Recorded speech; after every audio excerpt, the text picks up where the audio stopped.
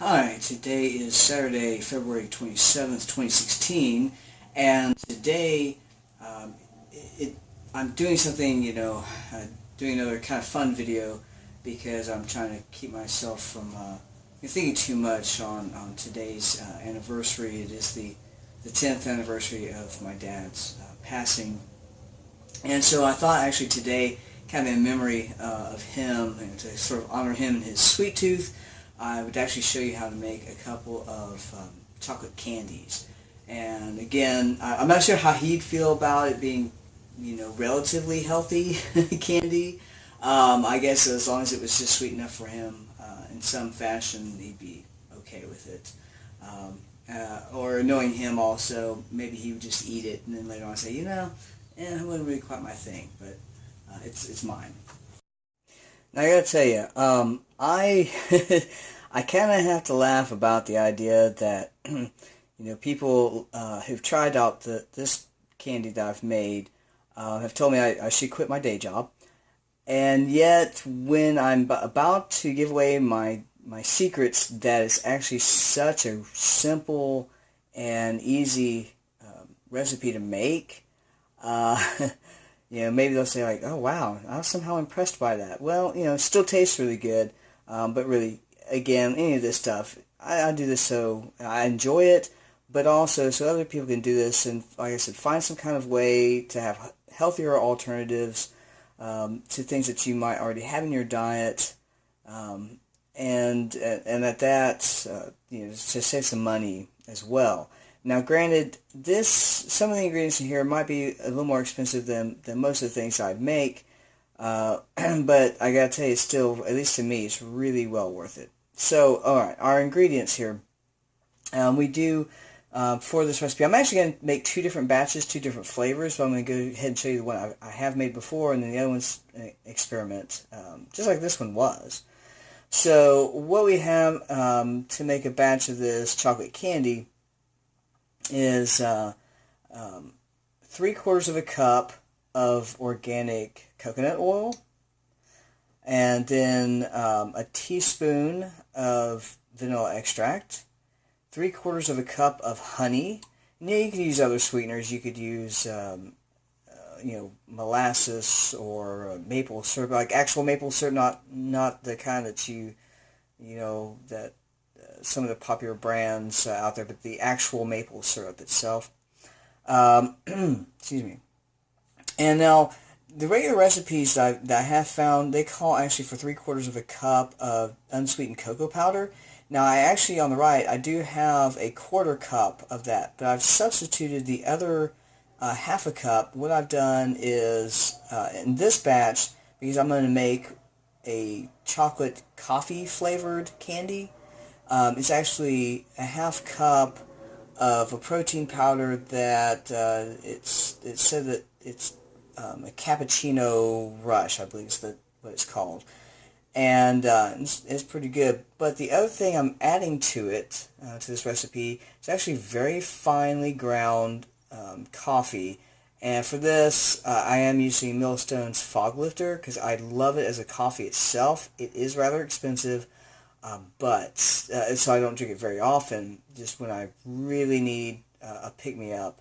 And it's nice and finely ground enough, because for something like this, it really needs to be fine. I've chosen this one. All right, so those are our ingredients, and I'll show you in just a moment how easy it is to make your own candy. All right, so the first thing I'm doing is kind of over a sort of like a medium-low heat on my stove, is I'm melting that coconut oil, and I want to make sure I get it completely melted before I start adding in my other ingredients.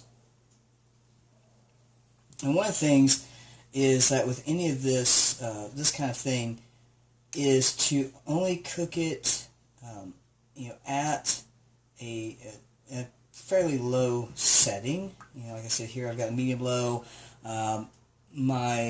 The knobs here go between 1 up to 6, and then high. So I'm guesstimating high is probably supposed to be around like an 8, but so I've got it between a 2 and a 3 And the thing with things like candies, chocolates and all that kind of thing is that you don't want to scorch it, and so keeping it at a low setting and cooking it slower is much better. But really, this recipe only takes a few minutes anyway. It's like I said, it's so super easy to make. Alright, so now that it is completely liquid, I'm going to go ahead and honestly, I don't think it really matters too much as to how it's mixed in, but I want to make sure that this cocoa powder mixes in well. So I'm going to go ahead and put that in and mix it up. I am using just it's actually a rubber spatula. I think the first time I made some of these candies, I used a wooden spoon. It was okay, but this works just fine. It actually takes the heat quite well. So not plastic, but actual rubber. Alright, so at least with putting the cocoa in first, I can see how well it has melted and dispersed within the oil, right? So it's not clumps of powder or anything like that still in there. So I'm going to go ahead now and add in the protein powder, the Cappuccino Rush, I think that's what it's called, Cappuccino Rush protein powder. The powder itself is a little clumpy, so I've got to make sure I'm stirring that in very well. And with stirring, what you might notice is that, yes, you can stir the whole thing around there, and which is good, but then there are times when you might have to kind of concentrate in little areas to make sure those clumps are removed. And now I can actually add in my little teaspoon of vanilla extract. And then finally, my 3/4 of a cup of honey.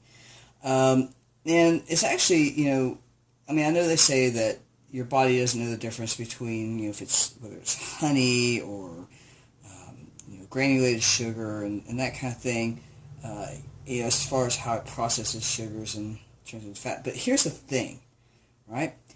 I actually say I at least think that it's a good thing with some of this to go ahead and use something like honey as opposed to some of the things like processed granulated sugars, because if you get local honey, right, and that's one of the things that I kind of like about this too, is using local honey.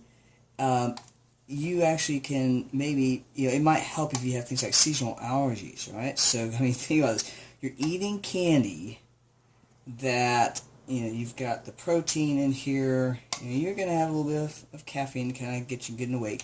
But then also, with local honey in it, that might actually, some say, might actually benefit your seasonal allergies. I want to make sure that honey also melts pretty well. So, I can kind of see this sort of glossiness to it. There's sort of like a granulation as well. I'm not sure if that's so much from the honey. It might actually be, say, from the protein powder. Alright, but I'm just going to keep stirring that a good little bit. And then here's what you're probably going to find funny. I have actually no idea how much of the coffee I put in here last time. I just kind of grabbed up some pinches, stirred it around, and said, oh yeah, that looks like it kind of mixed in well. So again, just kind of, my hands are fairly small, I'll keep that in mind. But, here, I'm just toss that in there, and see how well it mixes in. I do really like my coffee, so actually I might, yeah, it smells good. I'm actually going to go ahead and put in some more, right? At least with these grounds being so fine, I can see it kind of see it speckled in there.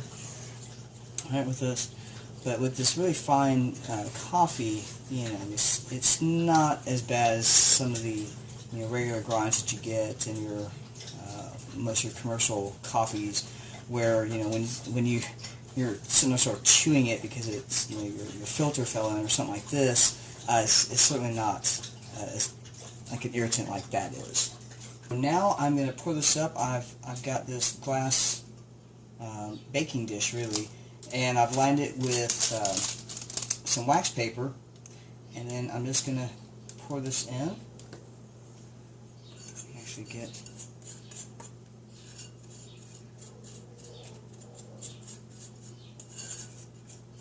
now you could use something a little bit wider and give you thinner candies. It's actually what I had originally planned on doing. The very first batch I ever made of this kind of thing, it didn't turn out that well, and I think part of it was, one, I think I just didn't cook it long enough, but the second thing was that I used probably too large of like a cookie sheet, and that I poured it up into, and so it actually became so thin that it seemed like some of the ingredients sort of separated to some extent in areas, and so then it just didn't, the taste just wasn't that good. Like my dad though, I still ate it. Alright, so, and then I'll put this in the fridge, and then I'll get another pan and we'll actually do up our other batch and test it out and see what it might be like.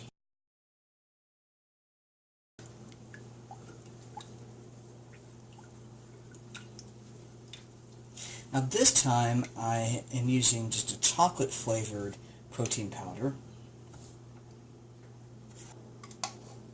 Now the very first batch I made was like this. You know, this is all I had done to it, and like I said, I didn't care for it too much, and I think it was just, like I said, I didn't cook it long enough. Things kind of separated, but especially I think when I poured it up into a pan, that it was made everything spread out too much and too thinly.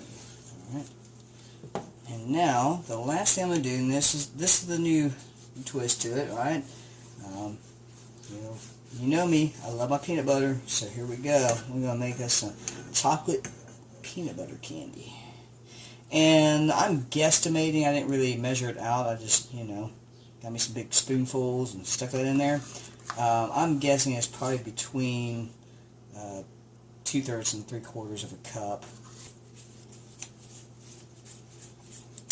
And so you can kind of see, like the peanut butter sort of swirling in there. And I really want to go ahead, that'd be kind of cool too if it sort of ends up, after it cools and hardens that into that kind of way. But, I'm fine also with it just completely dispersing throughout the rest of the ingredients too. Ooh, I can smell that peanut butter and that chocolate. Oh, that's good. Alright, so I'm going to go ahead and again, in this little baking dish that I've lined with wax paper, go ahead and pour this up. Alright, so it really was that simple. And with these candies, a few things. They are rich, right? They're very rich. And so, at least for me, even with my sweet tooth, I do cut them into very small bite-sized pieces. And because of that, they kind of, they sort of end up this consistency of like fudge, which I'm not really that much of a fudge fan, but but that's how they kind of come out. And other people really like that. So, it's simple enough. You can do them up in different ways. For different consistencies, like if you were to pour it out into something, maybe a small baking sheet, very small, then that might kind of make it thinner, more chocolate bar like. But just cutting them up, just getting a butter knife, right, after it sets, and then just sort of cutting them into small pieces. And now the thing though is that because the way it's set up, the ingredients, and there's not all these preservatives, to keep it solid at room temperature, is that after a while, when they've been out at room temperature, is that they really soften and nearly melt. So it is best to keep them refrigerated until you're ready to eat them. And what I've done in order, because I knew I was kind of combat that when I was taking them up to school for somebody, is that I ended up wrapping each little piece that I was taking into a little piece of wax paper, and then put that like in a little baggie and gave that to them and told them that they want to refrigerate those. So, all right. Hope you enjoy it, and let me know what you think if you try it out. All right. I'll talk to y'all soon.